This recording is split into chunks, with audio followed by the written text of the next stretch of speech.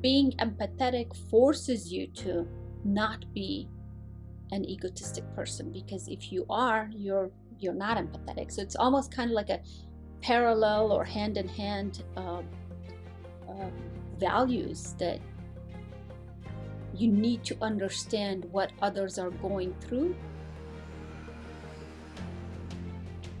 But I think part of growth, the process of growth, is to be able to recognize and understand what is working and what is not. Exactly. Until we can make that distinction, it's going to be very difficult to break the cycle of wrong that we might be doing. And I think we touched upon this in the last session as well, this whole notion of ego. I think empathy also, being empathetic, also requires one to crush your egos, right?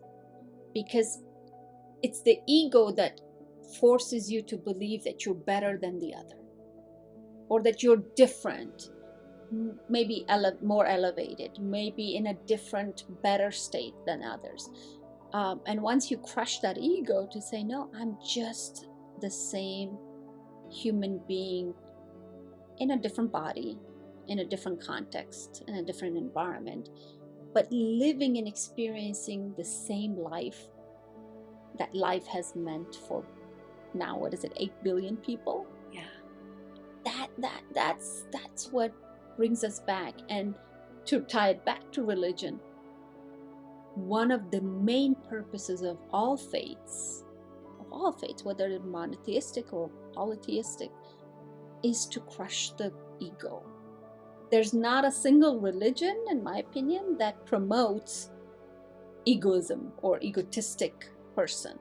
It's always going and crushing and against that, because part of the human experience is that we human beings believe that we know everything and we can do everything, which is a good thing. I mean, it enables us to do a lot of things that we have been able to do for ourselves.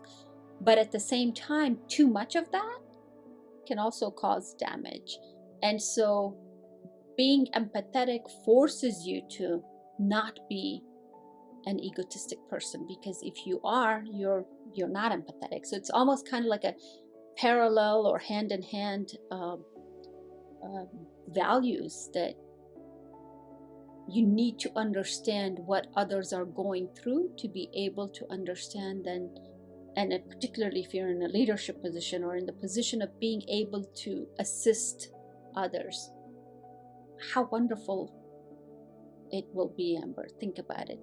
To have a great world leader understand what the poorest of the poor community in the world is going through, and make your policies and your decisions based on that understanding, rather than the greedy, selfish, egotistic decisions of, I'm great and I want to get greater. Yeah.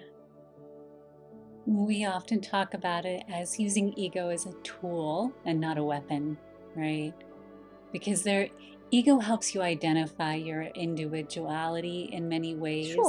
Sure. So there's a purpose for it.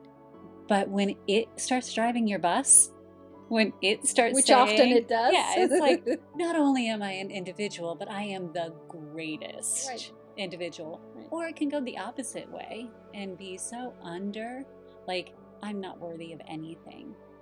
So there's gotta be a healthy little balance there, right? The mid healthy little balance. But if it's so overused that you can't connect to the human element, then that's where empathy just cannot be even connected to.